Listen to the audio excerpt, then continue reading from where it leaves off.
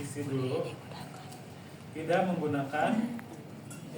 Nah ini mah pokoknya mah obat luka bakar, ya. Ini obat luka bakar. Kemudian mungkin di beberapa rumah sakit ada yang masih menggunakan saplon kan? Ada kan?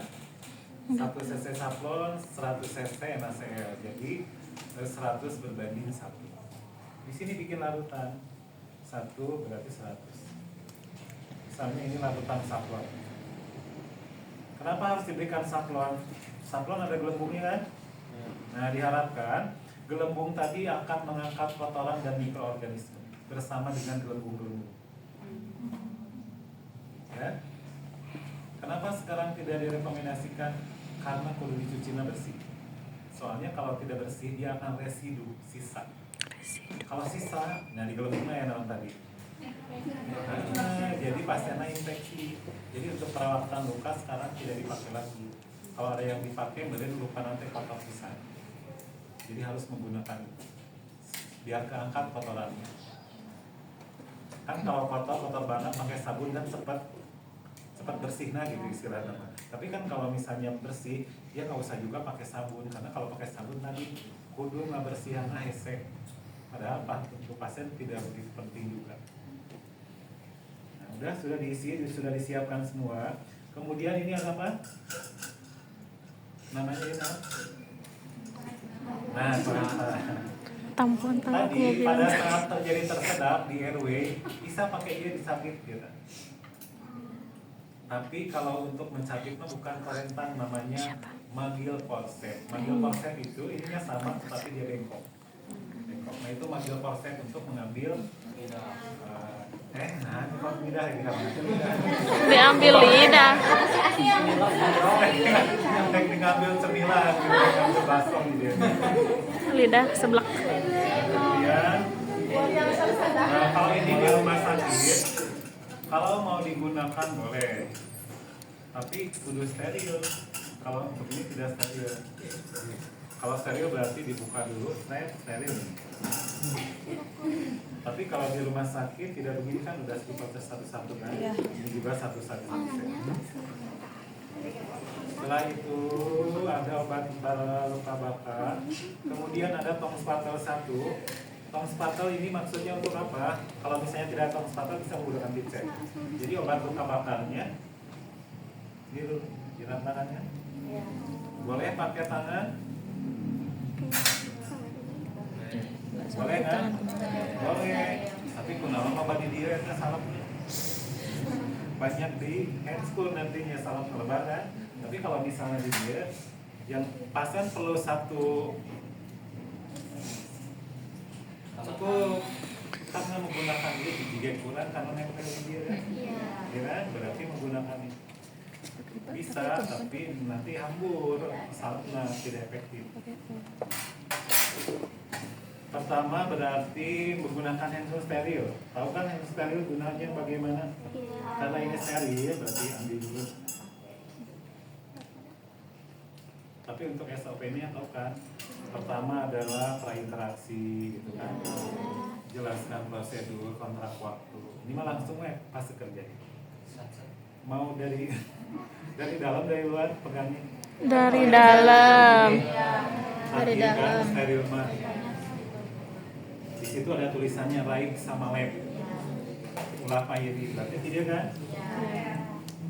Kemudian masuklah ke sini.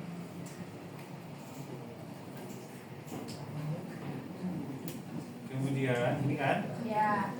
Ambil, iya kan? Kemudian pasang.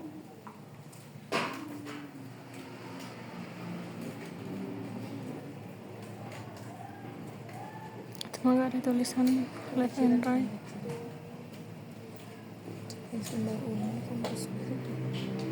Kurang ke bawah. Oh iya, salah. Terlalu ke bawah. Yang larutan dulu kan udah steril. Kesini NaCl. Kemudiannya dari sini. Apa emang nggak usah ya, udah bersih kan? Kan tadi kasih dipanggil kan begitu.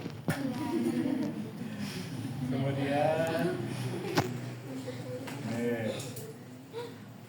kemudian ini ada perban gulung. Lupa tadi nggak pesan perban gulung. Ini perban gulung ya. Perban gulungnya dibasah. Sebelah sini. Ini kasak kering. Ini perban gulung, ini kasak kering, ini perban basah. Karena kerjanya sendiri. Karena masih steril. Ini biar dia dinangkringkan dulu. Biar dia megang dulu. Biar ngambilnya gampang. Oh, di sini ada gunting. Kalau ini kayaknya dikeluarkan saja karena ini gunting plaster. Sudah steril. Kemudian di sini ada gunting jaringan. Gunting jaringan tahunya gini, melengkung dan ujungnya runcing. Kemudian ada yang kecil, ada yang besar. Ini untuk gunting jaringan. Ini ada pinset chirurgis anatomis. Pertama adalah cuci gulung menggunakan NaCl. Ini kunaon teu dialas. Kalau mau di IGD mah teu pakai alas karena dia sudah menggunakan stretcher. Memang stretcher itu belangkat. Belangkatnya itu sudah menggunakan Oscar. Tapi kalau ada menggunakan yang alasnya bukan yang sekali buat underpair. Nah, menggunakan underpair boleh. Tapi kalau di IGD biasanya tidak tersedia karena costnya terlalu tinggi. Kalau ada pakai underpair.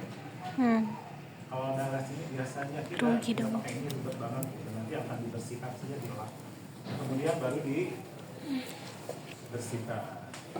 Kalau misalnya dua berarti satu muncul gitu ya. Atau mau di-on-kan saja boleh. Berarti kiri di-on. Karena dia akan mengucur kemana-mana. Sudahlah, saya dekatkan ini saja. Gitu kan? Biar nanti airnya kebengkok gitu kan. Nah gitu. Sampai dia bersih. Kalau sudah bersih, gini kan ada gula. Espet misalnya. Gulai. Kemudian ada jaringan nekrotik, jaringan yang meninggal dunia. Innalillahi. Pakai riset anatomi chirurgis. Kalau chirurgis derajat 2 nyeri, hayang tami nyeri mah. Iya Pak ibunya. Ibu hayang tami nyeri. Atau berarti menggunakan yang anatomis. Oke. Ya, nggak apa-apa, chirurgis juga kalau tambah sakitnya nggak apa-apa. Kemudian baru digunting. Itu yang nekrosis kan? Tapi semua. Terus yang guntingannya di mana? Kemudian keringkan tuh, dikaji cerita kita pasti. Kemudian ambil luka pasal, buka bakar, karena ini sudah on kan? Buka nggak ya? Misalkan buka.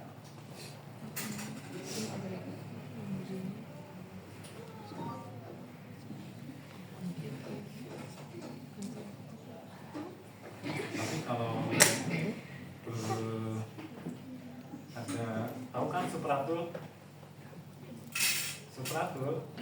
yang seperti jaring-jaring, tahu kan? Nah, kalau menggunakan supratul karena dia ada antibiotik, tanyakan ke pasiennya apakah ada alergi obat atau tidak. Ya sampai nanti ditempel di alergi obat amat parah. Makanya kalau luka bakar, kalau tidak ada alergi, amannya menggunakan salep luka bakar. Kemudian setelah diberikan salep, rasa lembab menggunakan NaCl tadi dibuka. Jadi pernah perawat lukanya itu noise kan? Lembab. Kemudian ambil kasabulung. Kasabulung yang sudah dikasih NaCl. Kan perawatannya noise lembab. Kemudian digulungkan. Kebayang digulungnya? Makanya luka bakar mah suka digulung. Itu doang. Sudah digulung. Alasannya kenapa harus dibasah dulu gulungnya? Padahal mah kieu boleh? Sama yang ini enggak itu? Hah? Jangan nempel plester. Bukan. Mikroorganisme yang akan di atas dia akan kemana? Nah, ke bawah. juga. Jadi kalau misalnya ganti perban, hese mukana perban tidak boleh begini. Iya, karena dari atas dia ke bawah kotorannya. Sudah beres. Dirawat pasiennya ke rawat. Kalau anak ganti karena dia. Ada pertanyaan?